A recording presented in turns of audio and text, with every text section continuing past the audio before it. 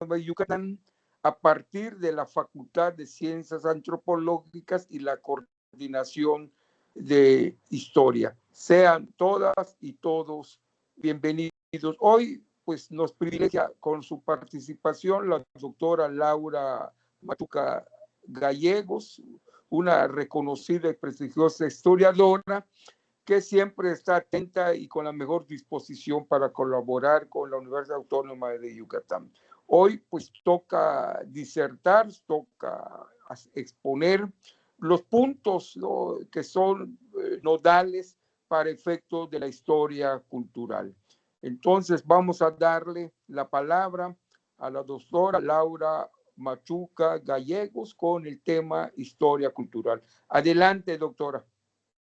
Sí, pues buenas tardes a todos. Pues bienvenidos a esta sesión donde vamos a hablar a grandes rasgos de la historia cultural, porque pues la gente debe preguntarse, ¿qué será eso de la historia cultural? Hay muchas clases de historia, ¿no? Ustedes han escuchado de historia social, historia ambiental, historia del género. Bueno, ahora tenemos muchas clases de historia y una de ellas es la cultural. Entonces, pues vamos a empezar viendo cuáles son estas características de esta clase concreta de historia, que claro, que está muy imbrincada, como su nombre lo dice, con los aspectos culturales, ¿no? Entonces aquí tenemos uno de los libros clásicos que existen sobre qué es la historia cultural, es El beso de la Muret, Reflexiones sobre historia cultural de Robert Dart, ¿no? Que es un libro que leemos mucho para enterarnos qué se hace en historia cultural. La siguiente, por favor.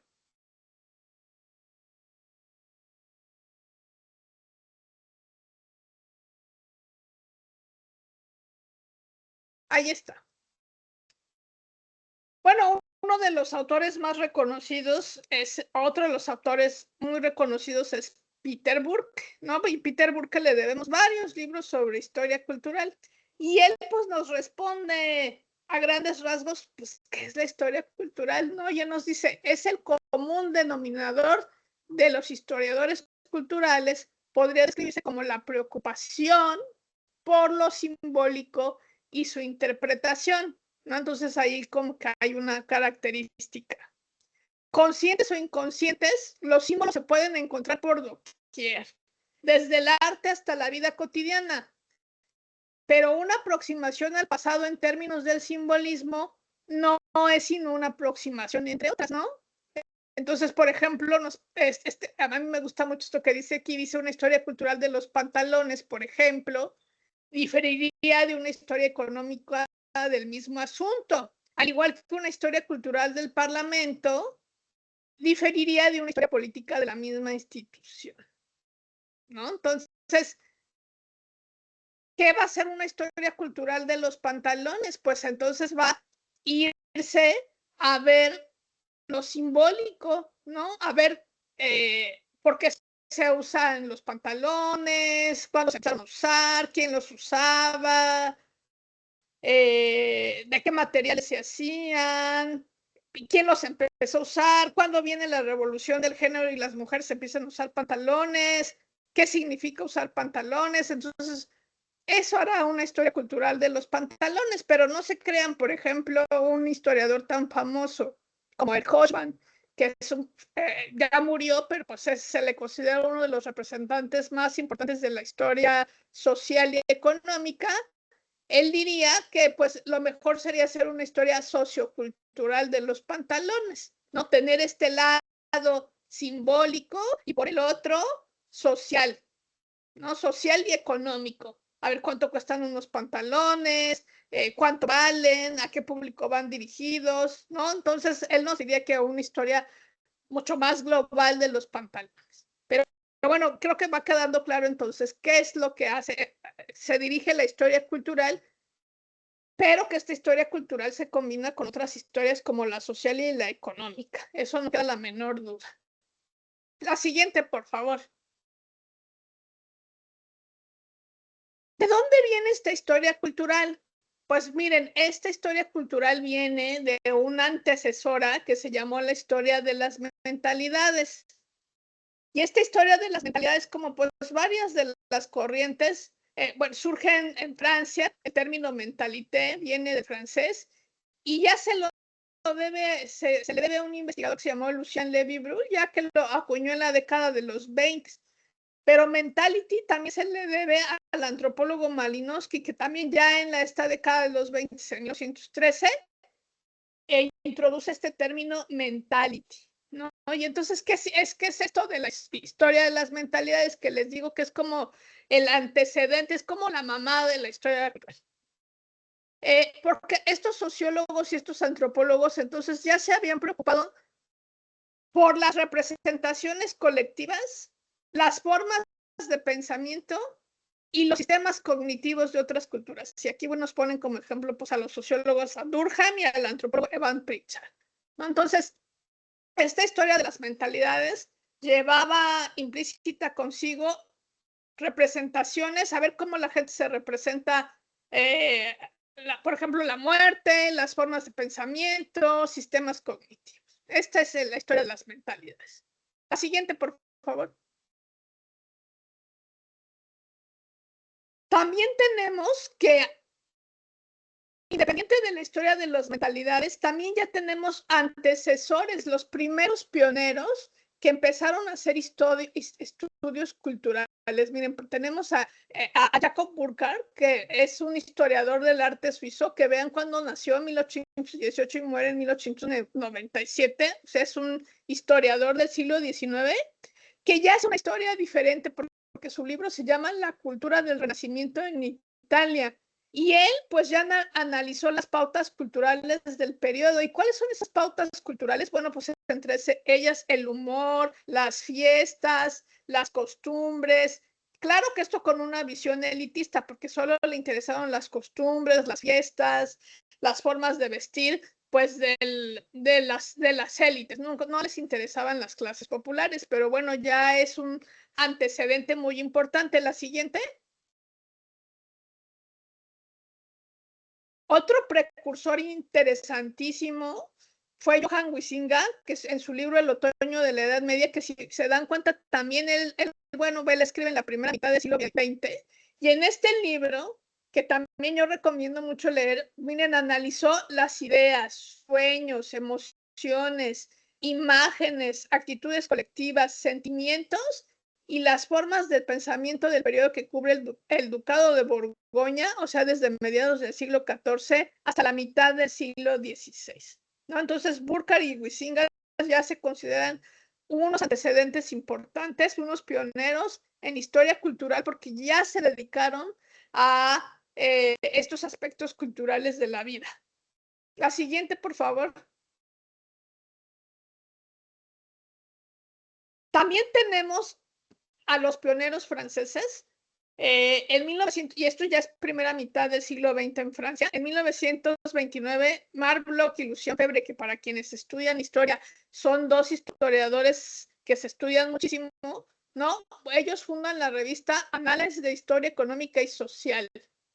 Y déjenme decirles que estos dos historiadores ya estuvieron interesados en lo que se llamó psicología histórica, mentalidades colectivas y representaciones colectivas. Vean qué interesante. Y vamos a ver cuáles son sus obras. Una de sus obras más importantes, la siguiente. Miren, Lucien Febvre tiene un libro interesantísimo que se llama El problema de la incredulidad en el siglo XVI, la religión de Rabelais. Y en este libro, Lucien Febvre analiza el pensamiento de Rabelais, justamente que fue un escritor del siglo XVI francés. Entonces, a través de Rabelais, Febvre trata de explicar por qué la gente no dudaba de la existencia de Dios. Sostenía que existían unas herramientas mentales en la mentalidad de justamente que existían unas herramientas mentales que no permitían la incredulidad. Hace además un análisis lingüístico sobre las palabras que faltaban en el siglo XVI. Ven qué interesante. Dice que palabras como absoluto, relativo, abstracto, concreto, casualidad, no existían en el siglo XVI. Y bueno, también sugirió que Rabelais ya abrigaba ideas del Lutero. Pero ver entonces qué interesante este estudio temprano de la primera mitad del siglo XX de Lucien Febvre. Siguiente, tenemos otro de los pioneros, que es Marc Bloch. Estos dos autores tienen muchísimos libros, pero estamos viendo el que son los más representativos y que se consideran estos pioneros en historia de las mentalidades, historia cultural. Y Marc Bloch tiene un libro que se llama Los Reyes Taumaturgos, estudios sobre el carácter sobrenatural atribuido al poder real, particularmente en Francia y en Inglaterra. Y este libro justamente se refiere a la creencia que existía en Inglaterra y en Francia desde la Edad Media, que los reyes tenían la capacidad de curar las escrófulas. Hay unas ronchas que salían de tuberculosis, una enfermedad ganglionar conocida como el mal del rey, a causa de que se creía que si el rey tocaba, el enfermo se sanaba. Vean qué interesante. Entonces, aquí, aunque el problema que analiza Marc Bloch es el toque real y el milagro en la larga duración, hay una contribución de Marc Bloch a lo que se llamó esto de la psicología religiosa, cómo la gente creía que si tocaba el rey se sanaba, ¿no? Y también pues se discute cómo la gente puede creer en ilusiones colectivas. Entonces estos dos libros son interesantísimos. La siguiente, por favor. Bueno, además de los historiadores franceses, hay otras influencias importantes que se desarrollaron en los 70s y los 80s. La siguiente, que aquí se los voy a mostrar. Tenemos El queso y los gusanos de Carlo Ginzburg, cuya primera edición es de 1976, principal representante de la microhistoria, pero también su libro, El queso y los gusanos, se considera una aproximación a la historia cultural. La siguiente, miren, esto ya solo es una embarradita de cada uno de ellos. Son libros que pues yo invito a leer. Tenemos a Natalie Simon Davis, que es una historiadora canadiense que murió en 2023 y que tiene un libro maravilloso que a lo mejor algunos de ustedes ya leyeron o vieron la película, porque hay una película que se llama El regreso de Martinger. Este libro es de 1983. Y también en este libro del regreso de Martinger se retratan muchos aspectos de la vida cotidiana de la sociedad campesina del siglo XVI francés, ¿no? Si se recuerdan, se trata de la historia de un impostor, ¿no? Justamente Martinger, que regresa a su casa en una sociedad rural donde no había espejos, no había nada, y entonces Martinger sale joven de su pueblo y años después regresa diciendo que pues vuelve, pero resulta que no era él, y entonces toda la historia gira en torno a esta impostura. Pero en el libro, pues como les digo, se retratan muchas costumbres de la sociedad campesina, y entonces por eso también se le considera un modelo de historia social cultural, ¿no? La siguiente.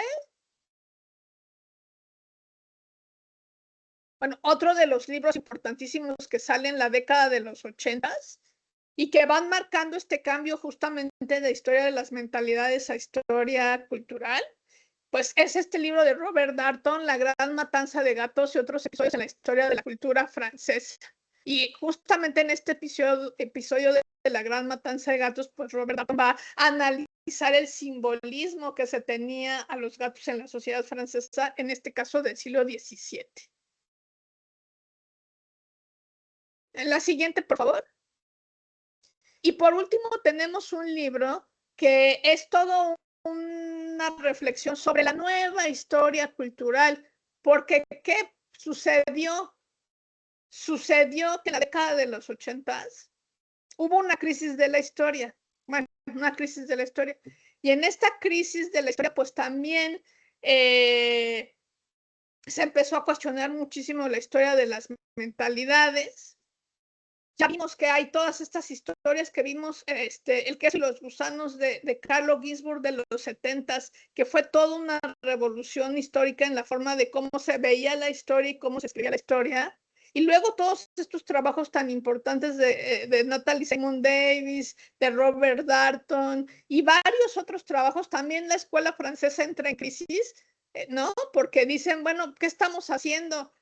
Teníamos nuestros representantes muy importantes, Lucien Febvre, Marc Bloch, después tuvieron a Brodel, pero en la década de los 70, pues Jacques Le Goff. Es que si habláramos de todos los autores que se acercaron a la antropología, porque claro, esta también es la historia cultural muy influenciada por la antropología, bueno, pues nunca acabaríamos, ni siquiera un curso de historia cultural, que es el que voy a proponer dar, ahí podríamos leer todos los textos. Pero entonces en la década de los 80 hay una crisis y en 1989 sale este libro de Linh Fung, donde dice, bueno, estamos ya entrando a una nueva etapa que es la de la nueva historia cultural. Y a ver, entonces esta nueva historia cultural, ¿qué trata? Vamos a ver. Entonces vemos que a partir de los 80, pero fines de los 80 y sobre todo los 90, entonces se habla de esta nueva historia cultural para distinguirla de la anterior historia de las mentalidades. Y tenemos este libro importantísimo también, que es el de Roger Chartier, El mundo como representación, estudios sobre historia cultural, que varios de ustedes deben conocer. Siguiente, por favor. ¿Cuáles son las características de la nueva historia cultural según Roger Chartier? Bueno, pues él nos dice que es un historiador francés, ¿no? Todos saben. Nos dice Chartier, centra su atención en los lenguajes, las representaciones y las prácticas. Esos son sus tres focos de atención. Hay una manera inédita de comprender las relaciones entre las formas simbólicas y el mundo social, ¿no? O sea, tampoco se trata de estudiar el simbolismo sin ver en qué mundo social estoy viendo esos simbolismos. Y, importantísimo, discute con otras ciencias como la antropología y la crítica literaria, ¿no? Porque los estudios culturales estuvieron muy influenciados por la antropología. El siguiente. Sobre todo. Siguiente, por favor. Sobre todo por autores como Marcel Mauss y sus investigaciones sobre el regalo, Edward Evan Pritchard sobre la brujería, Mary Douglas sobre la pureza, Clifford Gertz sobre el Bali y Claude Lévi-Strauss sobre los mitos, ¿no? Entonces los historiadores culturales abrevan muchísimo de los antropólogos. Entonces nos dice Roger Chartier que el historiador se obliga a leer los textos o imágenes y a comprender en sus significaciones simbólicas las conductas individuales o los ritos colectivos. Y por último, esta nueva historia cultural permitió a los historiadores reflexionar sobre sus prácticas y la forma en que se construyen las narraciones y los análisis históricos. Entonces fue un cambio importantísimo a fines de la década de los 80, esta nueva historia cultural. La siguiente, por favor. ¿Cuáles son estos temas nuevos de la historia cultural? Bueno, pues son un montón y tenemos para escoger. Miren, por ejemplo, la historia de las prácticas. En la historia de las prácticas, pues tenemos la historia del deporte y de cómo se comportan en el deporte, la historia del habla, la práctica religiosa, los viajes. Eso es un tema que ustedes van a ver muy común, cómo empezó la gente a viajar, el turismo, los orígenes del turismo, ¿no? La práctica cotidiana, o sea, pues, ¿qué hacemos qué haces en las mañanas? Me levanto, me lavo los dientes, desayuno. Bueno, pues esta práctica cotidiana también empezó a ser importante, y la historia de la lectura no se diga, ¿no? Importantísima, siendo uno de los representantes, pues el mismo Roger Chartier, de esta historia de la lectura. Pero vean, solo mira, sí, está bien la siguiente. Vean, solo de las prácticas se han escrito muchísimos libros y se puede seguir escribiendo muchísimo. Aquí tenemos justamente esta historia de la lectura en el mundo occidental, que fue dirigida por Roger Chartier y Guglielmo Cavallo, y esta historia de la vida cotidiana en México, que son 5 volúmenes, que la verdad hay artículos buenísimos sobre justamente la vida cotidiana en México desde el siglo XVI hasta el siglo XX. Entonces, como se dan cuenta, es un tema que se ha abordado bastante y que yo creo que todavía da para mucho. Siguiente, por favor. Las representaciones. Se han estudiado el imaginario, los sueños, y un tema muy importante es el de la memoria, ¿no? Que la memoria que además va de la mano con la historia oral. Porque acuérdense, porque pues historia oral pues apela mucho a la memoria de las personas. Y aquí, bueno, a mí me gusta mucho este libro, Los sueños de Lucrecia, política y profecía en España del siglo XVI. Pero bueno, esto estudian los historiadores que trabajan las representaciones. Y la siguiente, por favor. Y la memoria, ¿no? La memoria, que es un tema muy importantísimo, que ahora yo veo que se está trabajando muchísimo, los temas de memoria. Y bueno, acá tenemos un clásico que es El orden de la memoria de Jacques Legos. Y bueno, aquí quise poner otro libro que es Elogio del olvido, ¿no? Las paradojas de la memoria histórica de David Rieff, que hace toda una reflexión justamente diciendo, ¿y no sería mejor olvidar algunas cosas? Y entonces desata todo un debate interesante. Entonces, bueno, memoria es un tema que sigue vigente y que también da para muchísimo. Sobre todo, bueno, ahora que se discute tanto, ¿no? ¿Qué se debe rescatar en la memoria, qué no, etcétera? La siguiente, por favor. Cultura material. También este es un tema de la historia cultural y que tiene más que ver con también va muy de la mano con lo económico, ¿no? La historia del consumo, ¿no? Cómo se empezó a consumir café, azúcar, chocolate. Creo que hemos visto muchos de esos trabajos que también va muy de la mano con la historia de la comida, ¿no? ¿Qué comía la gente? ¿Qué productos? Historia de la vivienda y del mobiliario, cómo vivían, cómo adornaban sus casas, cómo comían con la mano, con el tenedor, cuándo se introducen los cubiertos, los manteles, las servilletas. Historia de la ropa, ¿no? Cómo ha ido evolucionando, y los estudios sobre el cuerpo y la gestualidad. Ven qué interesante. Bueno, aquí les quise poner este libro, que son Viva los tamales, ¿no? La comida y la construcción de la identidad mexicana. Este es un tema netamente de cultura y de historia cultural. La historia del cuerpo, ¿no? Que también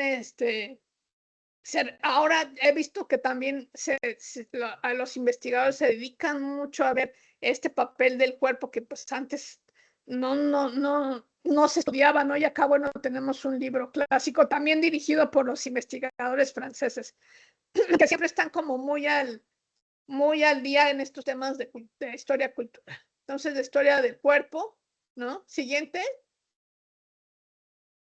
Bueno, y acá tenemos otro que también los gestos. Miren, una historia cultural de las gesticulaciones, ¿no? A ver, si saludas con las manos, con el besito, ¿no? Todos estos gestos que realizamos, imagínense, estudiados desde el punto de vista histórico de una historia cultural. La siguiente, por favor. Las construcciones culturales son muy importantes, tanto de la clase como del género, de las comunidades, las tradiciones, la monarquía, las identidades individuales y colectivas. Y este tema de las identidades individuales y colectivas también se trabaja muchísimo, ¿no? Esto de la construcción, y yo les aseguro que casi todos conocen este libro de Dick Hobsbawm y Teres Ranger, que se llama La invención de la tradición. Lo usamos mucho porque cuántas de las fiestas, ceremonias, etcétera, que vemos que nos dicen que son milenarias, resulta que no son milenarias, que se acaban de inventar hace algunos años y es toda una invención, ¿no? Entonces, bueno, esto se estudia muchísimo, la invención de las fiestas, de las ceremonias, pero no solo eso, de las comunidades, la monarquía, etcétera. Y el tema de las identidades también, ¿no? Se trabaja muchísimo. La política, la violencia y las emociones. Imagínense ahora, hay esta historia cultural de la política, ¿no? O sea, ya nada más, no solamente estudio a los políticos y sus campañas, sino ahora veo justamente todo esto en las campañas, por ejemplo, cómo gesticulan, cómo se organizan, ¿no? ¿Quién va primero, quién va después? ¿Quién toma primero la palabra? Bueno, todo esto son aspectos de la historia cultural de la violencia, ¿no? La violencia se estudia muchísimo desde este punto de vista de la emoción, no solo la violencia, ¿no? El amor, los celos y la historia cultural de la percepción, ¿no? Hay estas historias del olor, el sonido. Lo bueno es que las historias del olor no vienen con olor, porque si no, imagínense, nos desmayaríamos si pudiéramos recrear algunos olores. Aquí les quise poner la portada de un libro que me gustó mucho, que es Historia del matrimonio, de Stephanie Kunz, ¿no? Porque son estos temas justamente de historia cultural, como el amor conquistó el matrimonio. La siguiente. Bueno, y acá otros ejemplos. Este libro acá son 2 libros de Alain Corban, uno que se llama Las campanas de la tierra, ¿no? Paisaje sonoro y cultura sensible en las campañas francesas del siglo XIX, que justamente aquí estudia todos estos. Acuérdense que en las pequeñas comunidades las campanas pues dirigían la vida cotidiana, ¿no? Bueno, pues aquí se pone a estudiar eso. Y en el otro libro que también es muy conocido, es El perfume o el miasma, ¿no? El olfato y lo imaginario social, siglos XVIII y XIX. Entonces, para que vean todos estos temas en los que han incursionado, sobre todo Alain Corban, ¿no? Es un historiador cultural que ha incursionado en muchos temas. Y la siguiente, también tenemos actuaciones y ocasiones. Esto es la historia como escenificación o drama, como performance, ¿no? Y por ejemplo, aquí tenemos este libro que se llama Actores políticos, cuerpos representativos, teatralidad en la era de la Revolución Francesa. Y justamente se estudia pues todas estas, justo las gesticulaciones, cuando se reunían en los congresos, por ejemplo, cómo gesticulaban, quién toma primero la palabra, y entonces se estudia todo eso como si fuera una escenificación, y que también son trabajos muy interesantes. Y a ver, la siguiente, creo que con eso terminé. Entonces, bueno, como se dan cuenta, pues hemos repasado así a grandes rasgos los principales textos, las principales líneas de historia cultural. Pues es una introducción a un curso que ojalá se pueda dar el próximo semestre en la Facultad de Ciencias Antropológicas, un curso sobre historia cultural, pues donde ya veríamos y donde veríamos más detalladamente, y ya vamos a leer varios de no los libros completos, pero sí algunos fragmentos de varios de los textos que les acabo de mostrar, ¿no? Para quien se quedó con la curiosidad, y si no, de todas formas, ya los vieron, ya tomaron nota, pueden decir, ay, pues a mí este libro se me antoja, lo voy a buscar, lo voy a leer, ¿no? Por su propia cuenta. Pues por mí sería todo. No sé si hay alguna pregunta o... Muchas gracias, doctora.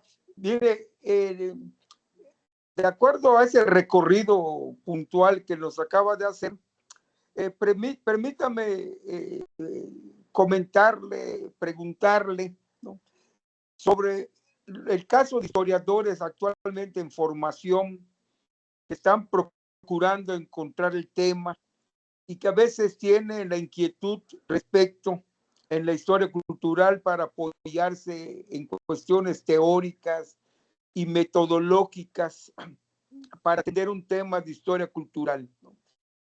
¿Qué reflexión nos puede dejar para esa inquietud de los jóvenes historiadores en formación para efecto de atender un tema relacionado con la historia cultural y que a veces manifiestan la duda sobre el soporte teórico y metodológico? Si nos quiere hacer el comentario que considere pertinente, adelante, doctora Laura. Sí. Gracias por la pregunta. Bueno, yo creo que también depende qué tema de historia cultural, pero yo creo que cuando los estudiantes están en formación, lo que más conviene es hacer una historia sociocultural, ¿no? Y sociocultural y hasta un poquito económica. Por ejemplo, me parece a mí maravilloso el ejemplo de la historia de los pantalones, ¿no? Que vimos al principio. Si solamente voy a hacer una historia de pantalones desde el punto de vista cultural, va a ser un trabajo muy interesante, pero queda reducido, ¿no? En cambio, si doy doy un margen importante a lo cultural, pero no me olvido de lo social ni de lo económico. Entonces creo que mi estudio cultural queda redondo, ¿no? Esta historia de los pantalones que me permite también ver qué materiales son, no la materialidad, no simbólicamente hablando, que también la voy a analizar, sino a nivel de económico, ¿no? A ver cuánto cuesta un pantalón, quién usa un pantalón de 1,000 pesos y un pantalón de 10,000 pesos, los costos, etcétera. Y también social, ¿no? ¿Quién lo lleva? ¿Por qué lo lleva? Entonces creo que se pueden hacer estudios culturales como base, como centro, pero creo que cuando estamos en formación siempre conviene mucho, si se puede, ampliarlo a lo socioeconómico. Entonces, con eso como que ya tenemos completado la visión o la mirada. Para mí esa sería la recomendación, porque digo, tampoco abandonar lo cultural si es lo que yo quiero hacer, pero sí ampliarlo. Muchas gracias. Y respecto al curso, pues ya está programado los viernes a partir del 14 de agosto, de 8 a 11 de la mañana, para el curso de Historia Cultural. Mire, nos quedan unos minutos por cuestiones del peso y al YouTube de la facultad. Entonces, tenemos a invitados. Si hay alguno o alguna de los que están en pantalla que tengan algún comentario o alguna pregunta, desde luego de manera breve, por la obviedad de tiempo, pues adelante, si hay alguien que esté en ese supuesto que quiera hacer comentario o alguna pregunta puntual. Adelante, si es el caso.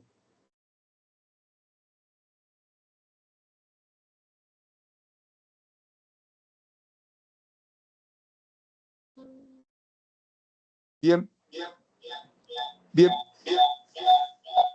bien.